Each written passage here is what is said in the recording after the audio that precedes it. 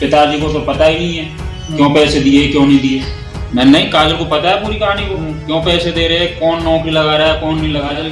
काजल ने पापा के साथ जाके अकाउंट, राजेंद्र के अकाउंट में पैसे डाले, उसको पता तो रहेगा ना क्यों पैसे डाल रही है। तो जिस दिन मजिस्ट्रेट के सामने पेश होंगे उस दिन वहां तो पूरी चिट्टा गुट्टा खोलेंगे हम। तो सीबीआई ने जांच करती तो दिल्ली पुलिस क्या करेगी। एचएस मीना के ऊपर अभी तक कोई एक्शन नहीं हुआ।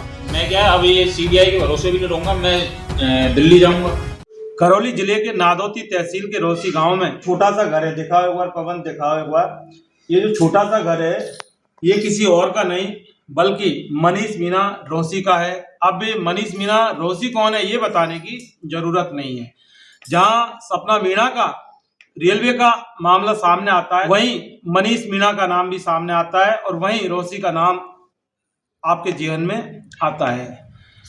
मनीष की पत्नी सपना मीना बन के आई थी, लेकिन नौकरी के लालच में, रेलवे की नौकरी के लालच में सपना ने ऐसा कुछ कर दिया जिसको जायज नहीं ठहराया जा सकता। हमने सारी दास्तान, सारा जो पुराण है मनीष मीना का और सपना मीना का जो पुराण है वो सारी कथा, संपूर्ण कथा हमने सुनाई। लेकिन अब उस कथा के अंदर आगे क्या चल रहा है इसको जानने की इच्छा थी, क्योंकि देश की जनता जानना चाहती है। कई लोग हमसे पूछते हैं, कई फोन भी हमारे पास आते हैं कि आखिर इस मामले के अंदर क्या चल रहा है। तो फिर लगा कि इस मामले के अंदर, इस केस के अंदर क्या चल रहा है, तो फिर मनीष मीना से ही बात की जाए। तो इसके लिए हमें रोसी आना पड़ा। मनीष, काफी दिन हो गए, लोग जानना चाहते हैं कि सपना मीना, देखिए सस्पेंड हुई थी, उसके बाद बर्खास्त हो गई सपना मीना, यहाँ तक लोगों को पता है।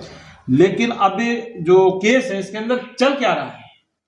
इसमें सर अभी ये जो बयान हो रहे हैं वो हो रहे हैं। पहले जो इन्होंने राजेंद्र मीना ने जो ट्रांसलेशन किया है लोगों के अकाउंटों से, तो उनकी बयान चल रहे हैं अभी। तो अभी 14 तारीख को मेरे को भी बुलाया गया था सीबीआई में, तो मेरे से भी कुछ पूछताछ करी थी। मैंने भी पूछा था उनसे, भाई तुम्हारे बयान हो गए। मेरे को वीडियोग्राफी भी दिखाई थी जहाँ पे वो जो डमी लड़की थी लक्ष्मी मीना, कि उसको पहचान करवाई थी कि ये लड़की कौन है और ये कौन है। तो वहाँ पे पहचाना मैंने कि ये तो लक्ष्मी मीना है। तो मैंने ये भी पूछा, भाई इनको कब तक अरेस्ट करोगे? तो भाई ज्यादा में तो साल भर होती आई मेरे कंप्लेंट को। तो अभी तक कोई सस्पेंड कर दिया, बर्खास्त कर दिया 4-5 लोगों को, लेकिन अभी तक ना तो सीबीआई ने गिरफ्तार किया, ना कि कोई और विभाग ने किया, ना रेलवे ने करवाया, किसी ने भी नहीं करवाया अभी तक। तो मैं पूछता हूँ तो कहते हैं कि अभी चल रही है हमारी प्रोसीजर तो हो गई पूरी, सस्पेंड होगी, बर्खास्त होगी, करो ना गिरफ्तार, अभी तक नहीं कर रहे। फिर अभी गया हो तो मेरे से बोला है कि अभी मेरे बयान होंगे मजिस्ट्रेट के सामने 161 के, तो वो भी मैंने एप्लीकेशन दे दी थी वहां पे। तो बयान में मेरा कहना तो यह है, जो शुरू में मैंने फर्स्ट में बयान दिए थे, कैसे मैंने रुपये दिए, किसके थ्रू दिए, मैं तो पूरी कहानी बताऊंगा वहां पे। बिल्कुल। और उसमें पिताजी को भी पता है मेरे को कि क्यों पैसे गए थे और क्यों नहीं गए थे। लेकिन कुछ अधिकारियों का कहना यह है कि पिताजी को तो पता ही नहीं है क्यों पैसे दिए क्यों नहीं दिए। भाई 15 लाख रुपये दिए तो पता नहीं रहेगा कि उनको, इतनी बड़ी रकम है। लेकिन वहां पे मैं ये मजिस्ट्रेट के सामने, वो तो जिस दिन पेश होऊंगा उस दिन बताऊंगा पूरी कहानी को। यानी कि जो जांच एजेंसी सीबीआई है जिस पर पूरा देश भरोसा करता है, वो आपके मामले को घुमाना चाह रही है। वो मेरे से कह रहे हैं कि मतलब जो नौकरी के पैसे दिए थे उनका जिक्र ही नहीं ला रहे सही ढंग से कहीं पे। और दूसरी बात, वो केस अलग है, लेकिन 2019 में जो जीडीसी की भर्ती निकली थी ये केस अलग है। इसका 2 कंप्लेंट हो गई राजेंद्र के ऊपर। एक तो फर्जी तरीके से नौकरी लगवाए, पैसे लिए, वो अलग, खुद फर्जी तरीके से नौकरी लगाए, वो जिक्र कहीं ला ही नहीं रही। और मैं उनसे कहता हूँ सीबीआई वालों से कि मजिस्ट्रेट के सामने तो मैं बोलूंगा इस शब्द को, तो मेरे से मना कर रहे कि ये मत कहना, ये तो तू दोबारा कहना। तो दोबारा कब कहूंगा? जब एक बार पेश होगा तभी कहूंगा ना उनसे। अच्छा, काजल की इन्वॉल्वमेंट के लिए क्या बोल रहे हैं वो लोग? काजल को भी बुलाया था, तो काजल के लिए बोला था कि इसको गवाह के तौर पे इसको तो रहने दो, मना कर दिया मेरे से। मैं नहीं, काजल को पता है पूरी कहानी को, क्यों पैसे दे रहे हैं, कौन नौकरी लगा रहा है कौन नहीं लग रहा है। काजल पैसे दे रही है? भाई काजल ने पापा के साथ जाके अकाउंट, राजेंद्र के अकाउंट में पैसे डाले, उसको पता तो रहेगा ना क्यों पैसे डाल रही है। तो सीबीआई वाले का कह रहे हैं कि काजल को तो ऐसा कर, हम हटा देते हैं इसका नाम, तो कि काजल को पता ही नहीं है कुछ। मैंने चलो फिर भी मैं ठीक है। अब उसी बा में क्या करे कि तेरे पापा को भी पता नहीं है, मैंने ऐसे कैसे पता नहीं है पापा जमीन को? तो पापा की थी, जमीन तो पापा की थी। भाई पापा की जमीन है, पापा ने रुपये डाले हैं, और 1-2 रुपया तो है नहीं है कि पूछे वो नहीं मुझसे क्यों दे रहे हो। 15 लाख तो हुए, 15 लाख ही पूछेगा मेरे से क्यों पैसे डाले हो, अगले क्यों पैसे डाल रहा है। तो मैंने कह दिया भाई बयान तो वो ही दूंगा जो लिखित में दिए थे ना शुरू में, फर्स्ट में, सीबीआई में, रेलवे में, विधानसभा में, तो वो ही मेरे बयान मजिस्ट्रेट के सामने रहेंगे। तो जमीन तो पापा की थी, फिर ऐसे कैसे बोल रहे हैं वो इनको? अब ये उनको पता हो बेजार छुपा पे डोल रहे हैं, अजार बेजार काकर में डोल रहे हैं। जमीन तो पापा की जमीन है। जो हमने बोल बतलाया, दोनों घरकार ने बोल बतला के जब हमने 15 लाख रुपया हमने जब जमीन बेच के नहीं, जब हमने 15 लाख रुपया दिए हैं, मतलब हमारी तीनों घरकार की बोल सलाह से हुआ है 15 लाख रुपया। ये नहीं है कि मनीष ले को घर में से रुपया नहीं। मनीष तो बेरोजगार है, तो कमाता ही नहीं है कुछ। मनीष तो कमावा ही नहीं, जमीन तो हमारी है दोनों घरकार। भाई हमारे पास में जमीन, तो फिर हमने जमीन किसी के पास हमने जमीन बेच रहा है। हम 2 बीघा जमीन बिकी है।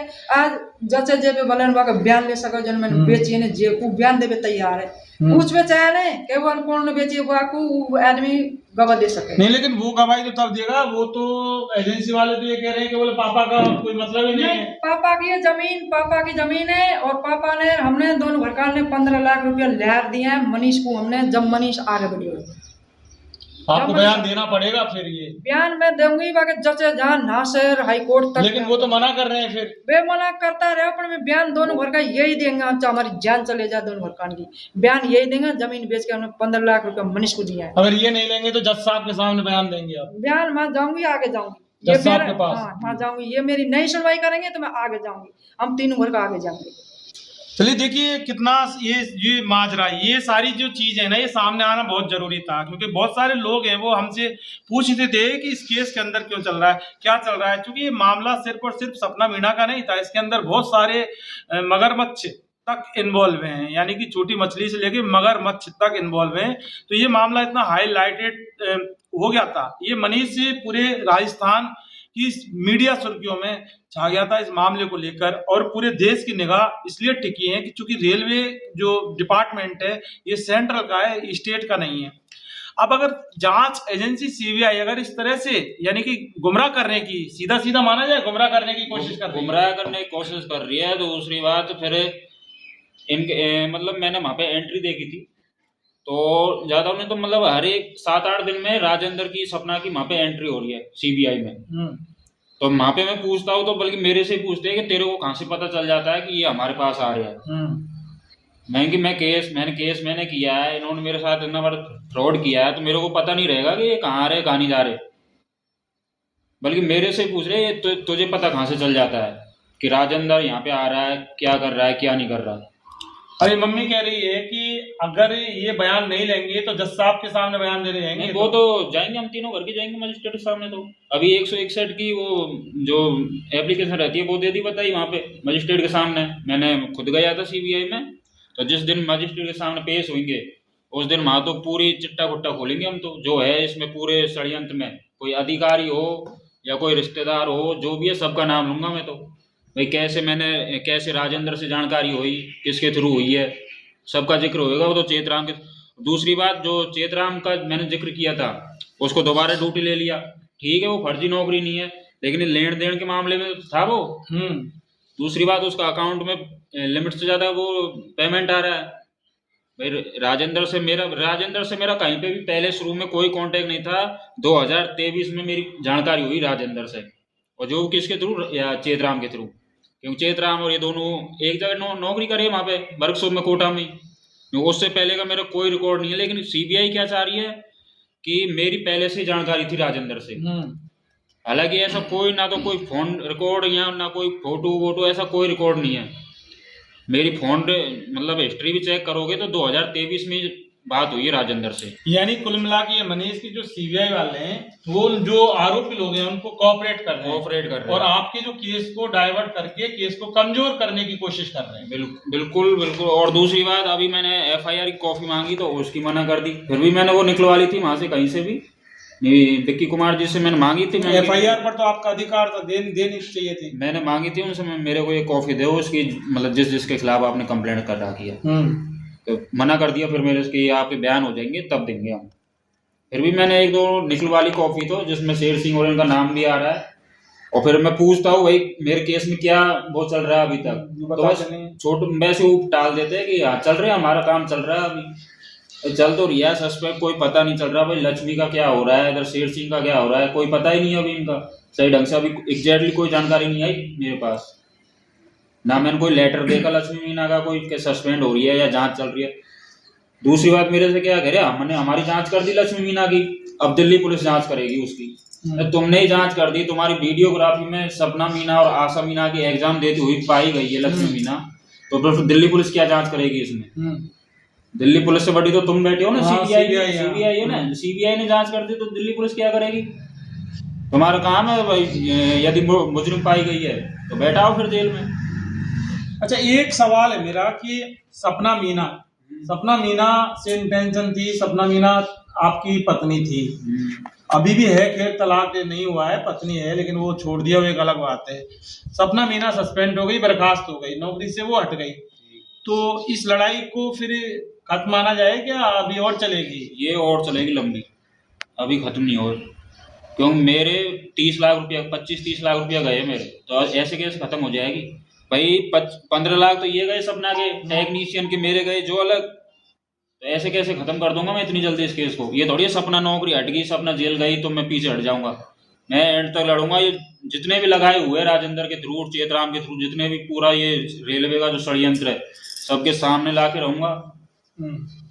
हाँ, सरकार, ये राज्य सरकार के जनता के साथ तो धोखा कर रहे हैं, ये बिल्कुल जनता की लड़ाई लड़ रहे हैं आप, असल में धोखा हुआ है। और दूसरी बात मैं यही तो चाह रहा हूँ भाई, सपना और मेरी लड़ाई नहीं है, अब तो ये पूरी भ्रष्टाखोर या पूरी पोल खुले वो तो रेलवे की, और बड़ा अधिकारी था ना कि एच.एस. मीना है, तो एच.एस. मीना के ऊपर अभी तक कोई एक्शन नहीं हुआ, और ना ये विमल कुमार जो पहले भी 11 महीना सस्पेंड रखा था रेलवे वालों ने, जो डिस्पेंसरी में कोटा में पहले 11 महीना सस्पेंड रखा, लेकिन वो ही अधिकारियों को कोऑपरेट करते करते वो दोबारा ड्यूटी ले लिया उसको, विमल कुमार मीना को। अब मैंने डीआरएम सर को भी जो मैंने कंप्लेंट करी थी उसमें विमल कुमार मीना का भी नाम था, लेकिन वो हाई लेवल का अधिकारी हो गया ना, तो कोई मतलब नहीं है। यानी कि तो सीबीआई की जांच कर रही है, ये सवालों के घेरे में आ गई, सवालों के घेरे में आ गई, इनको बुलाती तो है लेकिन पूछताछ के फिर छोड़ देती है, आगे नहीं रखती, बोले आगे पटक देना चाहिए अंदर। अरे राजेंद्र, चेतराम, सपना, ये खुद इनके पास सीबीआई के पास मतलब महीना में ज्यादा उन्हें तो 4 बार चक्कर लग जाते हैं इनके, मुजरिम होने के बावजूद भी और सीबीआई को पता भी है हाँ ये मुजरिम है, सब कुछ उनकी आंखों देख लिया, वीडियोग्राफी देख ली, तब भी उनके सामने आ रहे हैं, जा रहे हैं, तो ये तो या तो सीबीआई बिक रही है। और राजेंद्र तो कह ही रिया मैं तो दोबारा ड्यूटी चढ़ जाऊंगा, हाई कोर्ट से चढ़ जाऊंगा, और वो तो पैसों की ताकत से लग रहा है, और पैसे भी है उसके पास, क्योंकि ज्यादा उन्हें तो 50-60 सिलेट नौकरी लगाए, माल मारा है जनता का माल मारा है उसने, पैसा ताड़ के पैसा है उसके पास, ऐसे कोई कमी नहीं है, तो खरीद ले तो शायद वो दोबारा भी ड्यूटी चढ़ जाएगा, यदि जल्दी इन्होंने एक्शन नहीं लिया ना सीबीआई वालों ने कुछ तो दोबारा। लेकिन मैं क्या अब ये सीबीआई के भरोसे भी नहीं रहूंगा, मैं दिल्ली जाऊंगा, या तो ये इनकी कार्यवाही सही से करेंगे, नहीं तो मेरे पास दूसरा ऑप्शन है फिर दिल्ली में जाऊंगा। देखिए मामला बहुत ज्यादा अब पेचीदा इसलिए हो गया है कि सीबीआई एक देश की सबसे बड़ी एक एजेंसी है जिस पर भरोसा किया जा सकता है, लेकिन मनीष मीणा ने जो जिस तरह के जो हालात बताए हैं वो इन्होंने बताए, हमने कुछ देखा नहीं है, लेकिन इन हालातों से खुद सीबीआई कटघरे के अंदर खड़ी हो चुकी है। हालांकि कानूनी लड़ाई है, अब ये सपना मीना और मनीष मीणा की लड़ाई 7 पैरों वाली लड़ाई नहीं रही, ये पूरे देश की लड़ाई है, देश की जनता की लड़ाई है। और उस लड़ाई को लड़ने वाला, चूंकि रेलवे के अंदर ये तमाम जितने भ्रष्टाचारी और जो फर्जी नौकरी लगे, इन्होंने जो जनता का माल मारा है, जनता का पैसा लूटा है इन्होंने, तो वो देश के साथ इन्होंने गद्दारी की है, भ्रष्टाचार किया है, इनको किए की सजा मिलनी चाहिए। और इसी के लिए ये मनीष मीणा अब इस लड़ाई को लड़ रहा है। हालांकि लड़ाई कानूनी है, मजिस्ट्रेट जज साहब के सामने बयान देंगे किस तरह से सीबीआई इनको बोल रही है, मामले को डाइवर्ट करने की कोशिश कर रही है, वो आपके सबके सामने है। लेकिन यह है कि ना मनीष मीणा अब ना रुकेगा ना थकेगा, क्योंकि खोने को अब कुछ है ही नहीं आप पास, तो खोने को सब कुछ तो गया आपका, भाव गई, जमीन गई, पैसा गई, जमीन गई, भाव गई, अब है ही कहा मेरे पास में कछु भी मिल रही हो, ऐसे न बात है भाई, उनके पास में तो पैसा, मेरे पास में कहा है, मैं तो लूट ली उन्हें सब तरह से। तो सीना ठोक के लड़ोगे? सीना ठोक के लड़ेगा तो सीना है खाली, या सीना से लड़ रहे हैं तो लेकिन इंसाफ के लिए, जस्टिस के लिए, हक अधिकार के लिए और देश के साथ न्याय होने तक ये लड़ाई जारी रहेगी। और ये 3 घर वाले हैं, ये इस पूरी लड़ाई को लड़ेंगे, जिसमें मनीष मीणा की मम्मी और मनीष मीणा के पापा। लेकिन सीबीआई जिस तरह से अगर कर रही है तो फिर सीबीआई पर आगे भरोसा करेगा कौन? ये अपने आप में एक बहुत बड़ा यानी कि सबसे बड़ा सवाल है। इन्वेस्टिगेशन मीडिया के लिए पवन कुमार के साथ रोसी से मैं जितेंद्र शर्मा।